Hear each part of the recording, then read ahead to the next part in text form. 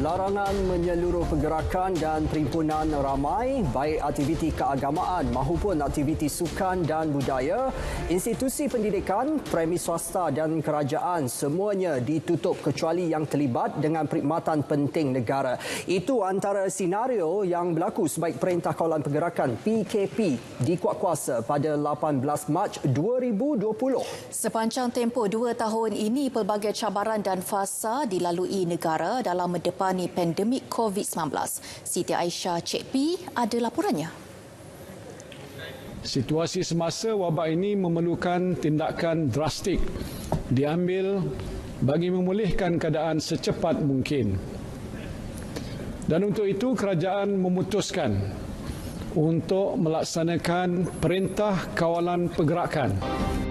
Tarikh 18 Mac 2020 menjadi sejarah negara apabila pengumuman Perdana Menteri Tan Sri Muhyiddin Yassin melaksanakan PKP bagi mengekang penularan COVID-19 merupakan fasa baru buat negara. Ia turut dikuatkuasakan dalam 4 fasa selama 47 hari sehingga 3 Mei 2020. Fasa PKP kemudiannya digantikan Perintah Kawalan Pergerakan Bersyarat PKPB dengan sebahagian besar aktiviti ekonomi dan sosial dibenarkan mulai 4 hingga 12 Mei 2020. PKPB dilanjutkan selama 4 minggu lagi sehingga 9 Jun 2020.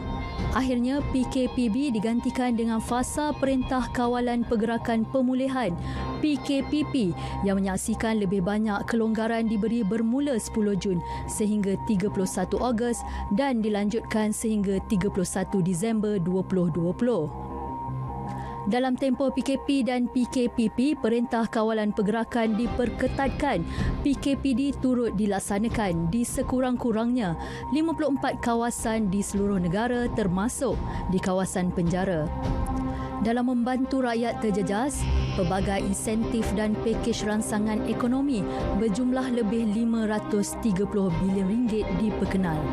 Sejumlah 450 program telah dilaksanakan dalam tempoh 15 bulan. Melalui 8 pakej rangsangan ekonomi termasuk prihatin PKS tambahan, penjana, kita prihatin permai, permekasa tambahan dan juga pemulih. Bagi memastikan imuniti kelompok dapat dibentuk dalam komuniti agar dapat memutuskan rantaian penularan jangkitan COVID-19, program imunisasi COVID-19 kebangsaan PIK dilaksanakan bermula 26 Februari 2021. Berdasarkan data dalam laman web COVID Now, seramai 22.95 juta atau 97.5% populasi itu telah lengkap vaksinasi. Manakala 23.23 juta atau 98.7% menerima sekurang-kurangnya 1 dos vaksin. Program imunisasi COVID-19 kebangsaan kanak-kanak PIC Kids pula menyaksikan populasi kanak-kanak berusia 5 hingga 11 tahun.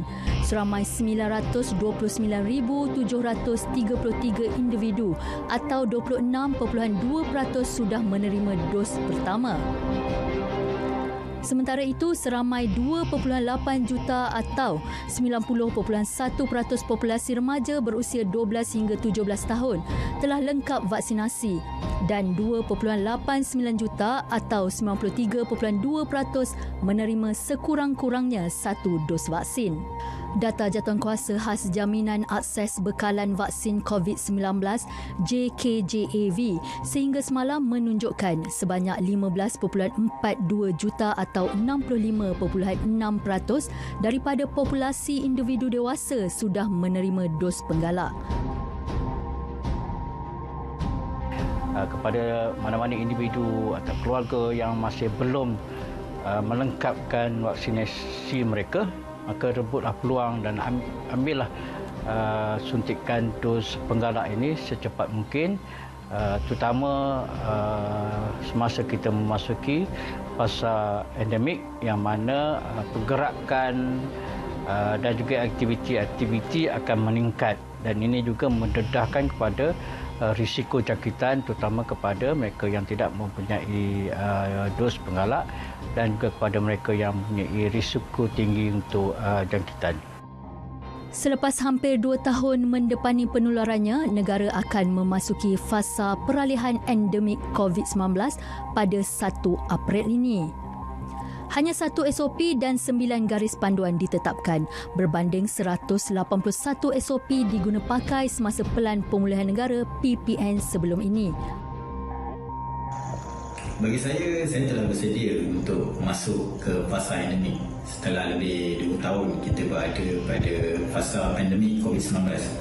Walaupun pelbagai kelonggaran telah diberi oleh kerajaan, banyak sektor yang telah dibuka, saya harap masyarakat patuh pada SOP yang telah ditetapkan, amalkan gaya hidup sihat, jaga kesihatan, dan harap kita semua dapat kembali hidup seperti biasa dan amalkan aktiviti harian seperti biasa. Saya telah lihat negara kita sudah bersedia memasuki fasa endemik, memandangkan negara telah pun menyediakan kelengkapan perubatan dan kesihatan yang baik. Walau bagaimanapun, setiap individu haruslah mengekalkan penjagaan kediri, memakai pelitup muka serta menjaga penjarakan fizikal bagi mengekang penularan wabak tersebut. Saya juga menasihatkan kepada yang tidak mendapat suntikan penuh vaksin atau booster haruslah mendapatkan dengan segera. Pelbagai fasa dan cabaran dihadapi rakyat sepanjang 2 tahun ini sebelum ke fasa peralihan endemik. Diharap keluarga Malaysia tidak alpa. Sebaliknya, terus menjaga SOP dalam usaha melawan COVID-19 kerana kita masih belum menang. Laporan Siti Aisyah Cik P untuk Berita RTM.